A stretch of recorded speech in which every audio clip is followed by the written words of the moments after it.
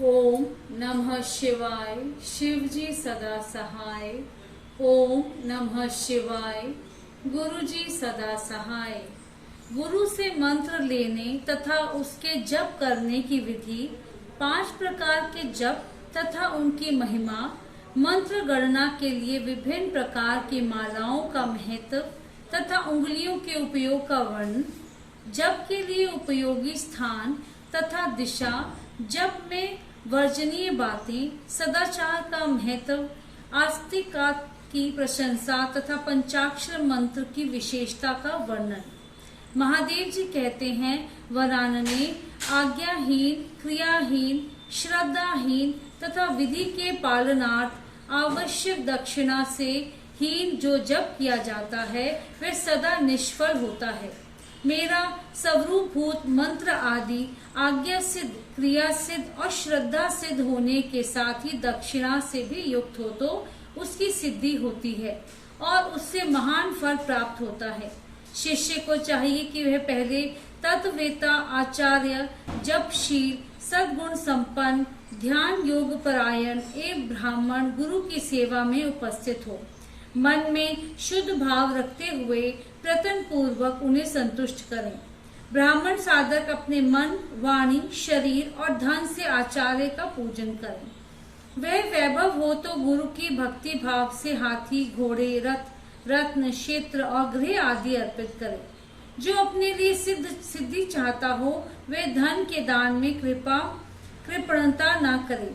तदंतर सब सामग्रियों सहित अपने आप को गुरु की सेवा में अर्पित कर दे। इस प्रकार यथाशक्ति निश्चल भाव से गुरु की विधिवत पूजा करके गुरु से मंत्र एवं ज्ञान का उपदेश क्रमश ग्रहण करें। इस तरह संतुष्ट हुए गुरु अपने पूजक शिष्य को, जो 1 वर्ष तक उनकी सेवा में रह चुका हो, गुरु की सेवा में उत्साह रखने वाला हो, अहंकार रहित हो और उपासक पूर्वक स्नान करके शुद्ध हो गया हो, पुनः विशेष शुद्धि के लिए पूर्ण कलश में रखे हुए पवित्र द्रव्य युक्त मंत्र शुद्ध जल से नहलाकर चंदन, पुष्पमाला, वस्त्र और आभूषणों द्वारा अलंकृत करके उसे सुंदर वेशभूषा से विभूषित करें।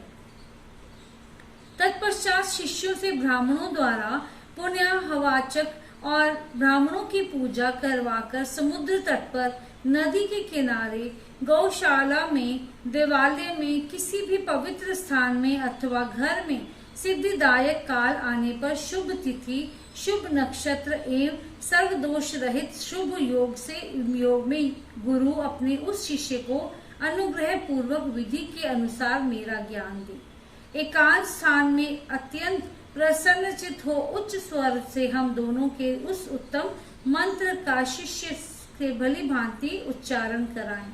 बारंबार उच्चारण कराकर शिष्य को इस प्रकार आशीर्वाद दें, तुम्हारा कल्याण हो, मंगल हो, शोभन हो, प्रिय हो। इस तरह गुरु शिष्य को मंत्र और आज्ञा प्रदान करें।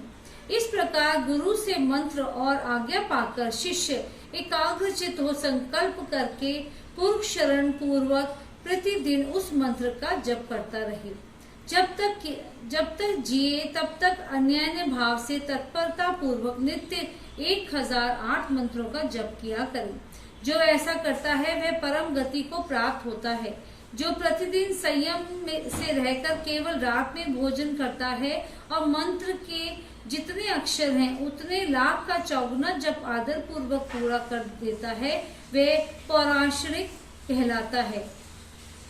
जो पुरुषरण करके प्रतिदिन जप करता है उसके समान इस लोक में दूसरा कोई नहीं है। वह सिद्धिदायक सिद्ध हो जाता है। साधक को चाहिए कि वे शुद्ध देश में स्नान करके सुंदर आसन बांधकर अपने हृदय में तुम्हारे साथ मुझ शिव का और अपने गुरु का चिंतन करते हुए उत्तर या पूर्व की ओर मुंह कर किए मौन भाव से बैठे, चित्त को एकाग्र करे तथा दहन, पार्वन आदि के द्वारा 5 तत्वों का शोधन करके मंत्र का न्यास आदि करे। इसके बाद सकली कारण की क्रिया संपन्न करके प्राण और अपमान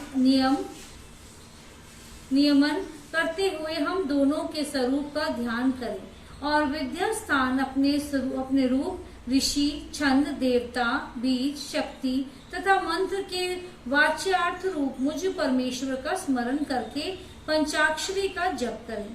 मानस जप उत्तम है, उपांशु जप मध्यम है और वाचिक जप उससे निम्न कोटि का माना गया है। ऐसा आगमार्थ विशारद विद्वानों का कथन है। जो ऊंचे नीचे स्वर से युक्त तथा स्पष्ट और अस्पष्ट पदों एवं अक्षरों के साथ मंत्र का वाणी द्वारा उच्चारण करता है, उसका यह जप वाचिक कहलाता है। जिस जप में केवल जिह्वा मात्र हिलती है अथवा बहुत धीमे स्वर से अक्षरों का उच्चारण होता है तथा जो दूसरों के कानों में पड़ने पर भी उन्हें कुछ सुनाई नहीं देता, ऐसे जप को उपांशु कहते हैं। जिस जप में अक्षर पंक्ति का एक वर्ण से दूसरे वर्ण का, एक पद से दूसरे पद का तथा शब्द और अर्थ का मंत्र के द्वारा बारंबार चिंतन मात्र होता है, वह मानस जप कहलाता है। वाचिक जब 1 गुना ही फल देता है, उपांशु जप 100 गुना फल देने वाला बताया गया है। मानस जप का फल सहस्त्र गुना कहा गया है तथा सगर्भ जप उससे 100 गुना अधिक फल देने वाला है। प्राणायाम पूर्वक जो जप होता है उसे सगर्भ जप कहते हैं। अगर्भ जप में भी आदि और अंत में प्राणायाम कर लेना श्रेष्ठ बताया गया है। मंत्रार्थ वेता बुद्धिमान साधक प्राणायाम करते समय 40 बार मंत्र का स्मरण कर ले। जो ऐसा करने में असमर्थ हो वह अपनी शक्ति के अनुसार जितना हो सके उतने ही मंत्रों का मानसिक जप कर ले। 5, 3 अथवा 1 बार अगर्भ या सगर्भ प्राणायाम करें। इन दोनों में सगर्भ प्राणायाम श्रेष्ठ माना गया है। सगर्भ की अपेक्षा भी ध्यान सहित जब सहस्त्र गुना फल देने वाला कहा गया है। इन 5 प्रकार के जपों में से कोई एक जप अपनी शक्ति के अनुसार करना चाहिए। उंगली से जप की गणना करना 1 गुना बताया गया है। रेखा से गणना करना 8 गुना उत्तम समझना चाहिए। पुत्र जिया पोता के बीजों की माला से गणना करने पर जप का 10 गुना अधिक फल होता है। शंख के मनकों से 100 गुना, मूंगे से 1000 गुना, सफस्टिक मणि की माला से 10,000 गुना, मोतियों की माला से 1,00,000 गुना, पाद्याक्ष से 10 लाख गुना और स्वर्ण के बने हुए मनकों से गणना करने पर कोटि गुना अधिक फल बताया गया है। कुश की गांठ से तथा रुद्राक्ष से गणना करने पर अनंत गुने फल की प्राप्ति होती है। 30 रुद्राक्ष के दोनों से बनाई गई माला जप कर्म में धन देने वाली होती है। 27 दानों की माला पुष्टिदायिनी और 25 दानों की माला मुक्तिदायिनी होती है। 15 रुद्राक्षों की बनी हुई माला अभिचार कर्म में फलदायक होती है। जप कर्म में अंगूठे को मोक्षदायक समझना चाहिए और तर्जनी को शत्रुनाशक। मध्यमा धन देती है और अनामिका शांति प्रदान करती है। 108 दानों की माला उत्तमोत्तम मानी गई है। 100 दानों की माला उत्तम और 50 दानों की माला मध्यम होती है। 54 दानों की माला मनोहारिणी एवं श्रेष्ठ कही गई है। इस तरह की माला से जप करें, वह जप किसी को दिखाए नहीं। कनिष्ठ का अंगुली अक्षरणी मानी गई है, इसीलिए जप कर्म में शुभ है दूसरी उंगलियों के साथ अंगुष्ठा द्वारा जप करना चाहिए, क्योंकि अंगुष्ठा के बिना किया हुआ जप निष्फल होता है। घर में किए हुए जप को समान या 1 गुना समझना चाहिए। गौशाला में उसका फल 100 गुना हो जाता है। पवित्र वन या उद्यान में किए हुए जप का फल सहस्त्र गुना बताया जाता है।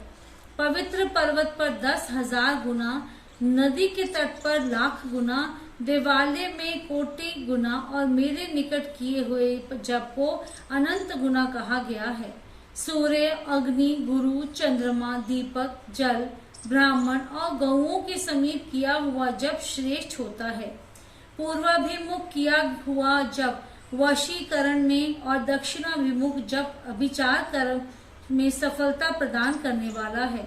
पश्चिमाभिमुख जप को धनदायक जानना चाहिए और उत्तराभिमुख जप शांतिदायक होता है। सूर्य, अग्नि, ब्राह्मण, देवता तथा अन्य श्रेष्ठ पुरुषों के समीप उनकी ओर पीठ करके जप नहीं करना चाहिए। सिर पर पगड़ी रखकर, कुर्ता पहनकर, नंगा होकर, बाल खोलकर, गले में कपड़ा लपेटकर, अशुद्ध हाथ लेकर, संपूर्ण शरीर से अशुद्ध रहकर तथा विलाप पूर्वक कभी जप नहीं करना चाहिए। जप करते समय क्रोध, मंद, छींकना, थूकना, जम्हाई लेना तथा कुत्तों और नीच पुरुषों की ओर देखना वर्जित है। यदि कभी वैसा संभव हो जाए तो आचमन करें अथवा तुम्हारे साथ मेरा स्मरण करें या ग्रह नक्षत्रों का दर्शन करें अथवा प्राणायाम कर लें। बिना आसन के बैठकर, सोकर, चलते चलते अथवा खड़ा होकर जप ना करें। गली में या सड़क पर, अपवित्र स्थान में तथा अंधेरे में भी जप ना करें। दोनों पांव फैलाकर कुकुट आसन में बैठकर, सवारी या खाट पर चढ़कर अथवा चिंता में व्याकुल होकर जप ना करें। यदि शक्ति हो तो इन सब नियमों का पालन करते हुए जप करें और अशक्त पुरुष यथाशक्ति जप करें। इस विषय में बहुत कहने से क्या लाभ, संक्षेप से मेरी यह बात सुनो। सदाचारी मनुष्य शुद्ध भाव से जप और ध्यान करके कल्याण का भागी होता है। आचार परम धर्म है, आचार उत्तम धन है, आचार श्रेष्ठ विद्या है और आचार ही परम गति है। आचारहीन पुरुष संसार में निंदित होता है और परलोक में भी सुख नहीं पाता। इसीलिए सबको आचारवान होना चाहिए।